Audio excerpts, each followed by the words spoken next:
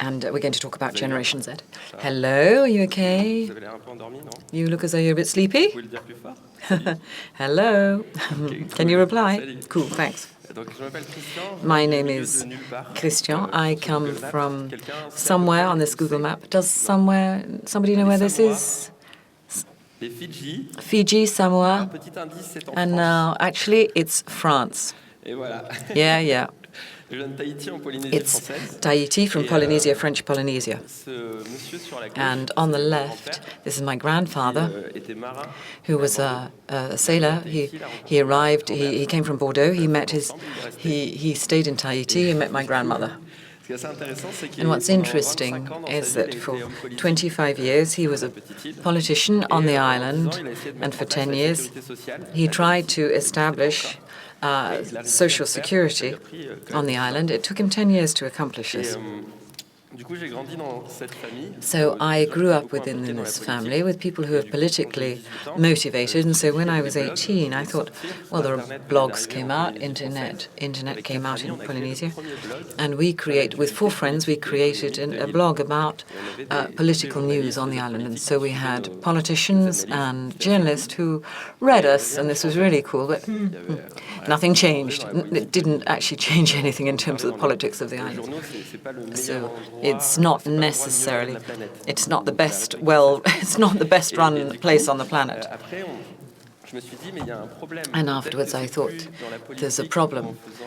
It's not necessary.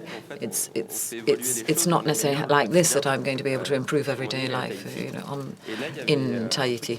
It's something that I thought that YouTubes actually were able to change things on a daily basis for people much more, and you get videos from the whole world, and that this might be a better way of going around about things. So with friends, I thought that perhaps the levers for change and impact had changed, and it's not necessarily within politics. Perhaps it's by working with technology and entrepreneurs. I studied in Marseille, and during my studies, I decided to go and see entrepreneurs who, throughout the world, who use technologies with an impact on the society and environment. For example, these entrepreneurs in India using old Nokia telephones. Who's already played Snake? Yeah.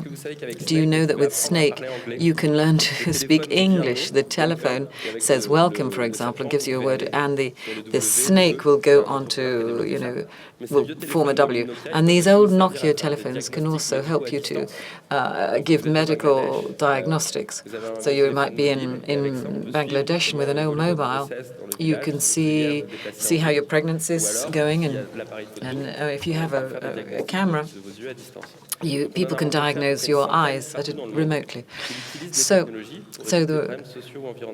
this is an interesting thing to do around the world. So in France, the Roger Voice project is an application, a mobile application, which means that deaf people or people with poor hearing, they can. There's a text that appears on their mobile phone, and depending on what people say, it can appear as a text on the telephone.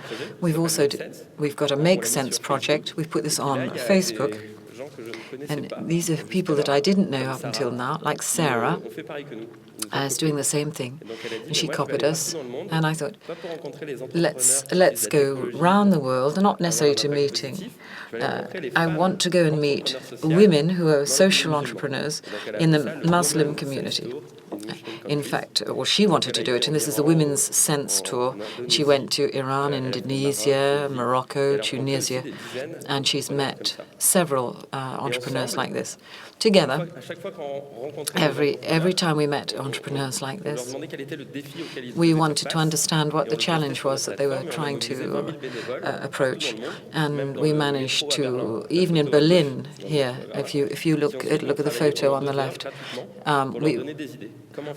we asked them to work and give their time freely in order to be able to help us out. We had a 2-hour meeting, and how they could help people with poor hearing, and we had several challenges. For example, how to actually put a menu onto a telephone for people with poor hearing. So every day I meet on my social networks and people who want to change the world. But when I put the television on,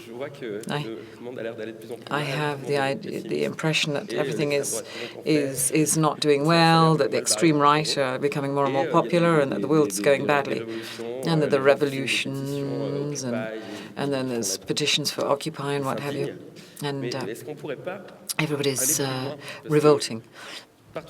So there are motivated people and there's enthusiastic people, and yet change is slow, and so people are frustrated, and nothing seems to be moving quickly enough. So why can't we invent something as in Star Wars? This is the Black Star, a weapon which can resolve problems on a massive scale, which means if people drop out of school, let's resolve it within 2 years.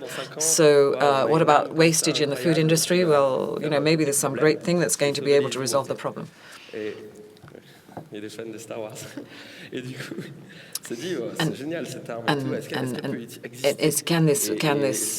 Can this weapon exist? So by working with so many social entrepreneurs internationally, it's not just one entrepreneur who's going to make things work. You all know Yunus, Professor Yunus, don't you? Well, you've heard of him. Professor Yunus is, and I mean everybody knows about him because he's contributed to eradicating poverty, is helping out. And the only way of having an impact on a large scale for socially and environmentally is not just with social entrepreneurs, but it means let's link their strength with other actors like major corporations and governments, but particularly citizens. And perhaps that's the most reliable source, an abundant source. So with MakeSense,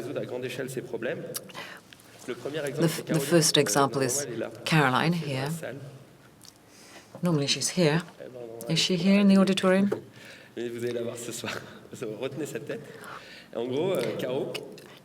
Caroline is interested in not wasting food, and she's thought, well, right, I'm a volunteer. I'm not a great social entrepreneur. I'm not the director of, or I'm not the minister of the food industry, of the wastage within the food industry.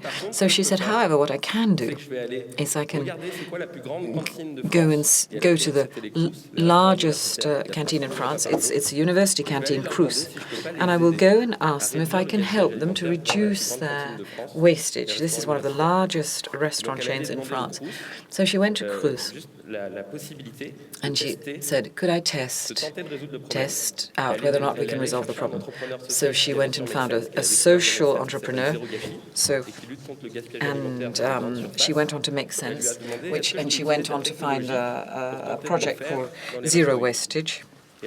And she went to test it in the Crous. She devised a team of 15 people and went out there to see what they could do and reduce wastage. After 2 months, they had an application which meant that students could establish how long they'd have to wait for queuing up for a meal. Because the students were actually more concerned about how long to wait. But on the other hand, at the university restaurants, it meant that they could anticipate how many people were going to come for a meal, and then they could anticipate the quantities. So it didn't cost Crous anything. They said, okay, do a pilot study on 3 university sites. And if it works, we'll think about using it throughout France, because if it really does help us save money, then that will help us in buying the quantities of food. So it's not an amazing social entrepreneur who set up this. This is a volunteer, a citizen who wanted to approach things in an intelligent manner. The same example again in Germany here. This is Anna, and this is 8 months ago.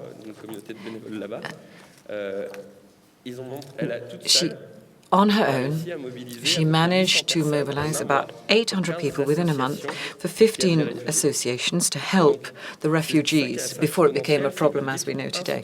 So this is one citizen with social networks. She used our base of information. She found 15 people and she managed to mobilize 800 people. She did this all on her own.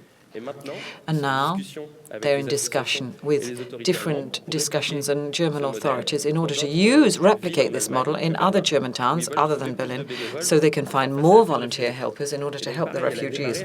And she helped. It was a little bit like the Black Star. And she went to see the administration, and she thought, how can we move forward? And the good news is that the public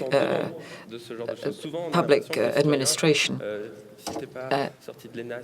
if you haven't come out of a well-known business school or political science school, they won't necessarily. It used to be that they wouldn't listen to you, but now that there's more connection with citizens who want to make things happen,